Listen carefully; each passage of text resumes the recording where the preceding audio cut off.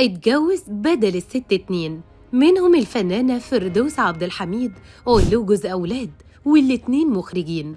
كان عاشق لتراب مصر وفنان مثقف وله كمان وجهة نظر في الحياة. النادي الأهلي كان بيجري في دمه وبيفهم قوي في الكورة، لدرجة إن مشجعين الشياطين الحمر أطلقوا عليه لقب عمدة الأهلوية والقبطان. فجأة كده ومن غير أي مقدمات تعب الفنان الراحل نبيل الحلفاوي، فقرر أهله إنهم ينقلوه للمستشفى بسرعة كبيرة، وهناك بدأت حالته تتدهور أكتر وأكتر، لدرجة إنهم نقلوه على أجهزة التنفس الصناعي. وأهله كمان طلبوا من كل الناس اللي بتحبه في مصر إنهم يدعوا له، ورغم برضو كل العناية الطبية اللي اتقدمت ليه لكنه فقد وعيه ودخل في غيبوبة لحد ما ربنا توفاه، عشان ينتشر الخبر الحزين على السوشيال ميديا. بداية نبيل الحلفاوي مع الفن كانت عجيبة جدا، لأنه في البداية دخل كلية الصيدلة بس برضو ما حسش نفسه فيها، وبعدها على طول حول مسار على كلية الهندسة، وبرضه حول منها على كلية تجارة اللي اتخرج منها بالفعل، لكنه قال في نفسه أنا متخلقتش عشان أبقى محاسب، وراح دخل معهد فنون مسرحية وحب كمان الفن جدا، وبقت الأدوار تهل عليه وينقي منها اللي مناسب لفكرة إنه إنسان مثقف. عشان كده كانت أدواره كلها ناجحة رغم إنها ما كانتش أدوار بطولة.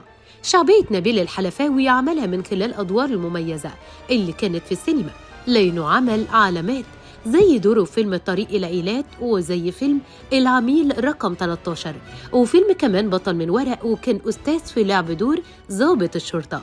وطبعا مين فينا يقدر ينسى دوره في مسلسل رأفت الهجان، ولا كمان زيزينيا. الأهلوية كمان كانوا بيعشقوا نبيل الحلفاوي، وده لأن حب النادي الأهلي كان بيجري في دمه، كان طول الوقت، ومعظم وقته كان بيعلق فيه على الأحداث الرياضية وكمان ماتشات النادي الأهلي على موقع إكس، وكان بيدافع عن شعارات النادي طول الوقت. عشان كده الفانز بتوعه أطلقوا عليه لقب القبطان، وأحيانا كمان كان بيبقى ليه قفشات مع جمهور الزمالك ومشاكل على خفيف. نبيل الحلفاوي اتجوز في بداية حياته من الفنانة فردوس عبد الحميد، وخلف منها ابنهم خالد وهو مخرج. وكان دايما نبيل الحلفاوي ما بيحبش أبدا إن هو يظهر ابنه في الأعمال الفنية، عشان ما حدش يقول إنه بيستغل ابنه عشان يشتغل، ويدوبك طلع معاه فيلم واحد بس وهو فيلم تسليم أهالي.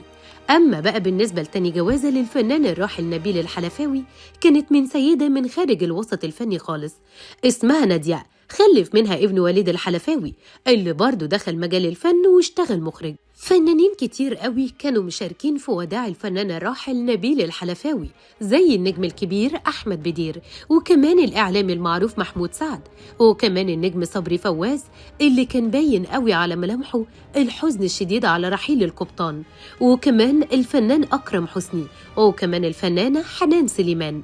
رحم الله الفنان الكبير نبيل الحلفاوي وأسكنه فسيح جناته، ويلهم أهله وزويه الصبر والسلوان.